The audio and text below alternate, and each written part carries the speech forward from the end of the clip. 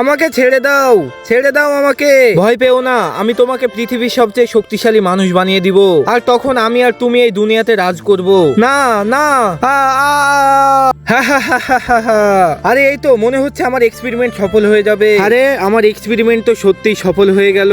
আরে দেখ তুই কত বড় হয়ে গেছিস, চল এবার আমরা দুনিয়াতে রাজ করব। সায়েন্টিস্ট, তুমি আমার সাথে এইসব কি করে দিলে? দেখতে পাচ্ছিস না আমি তোকে কত বড় আর মোটা করে দিয়েছি? আমার সাথে মজা করছো? আমি তোমাকে জীবন্ত ছাড়বো না। তুই আমার সাথে মজা করছিস তাই না? না, আমি তো সত্যি বলছি। আরে এটা তো আমার বিড়াল, আমাকেও মিয়াও করছে। এখন আমি কি করব?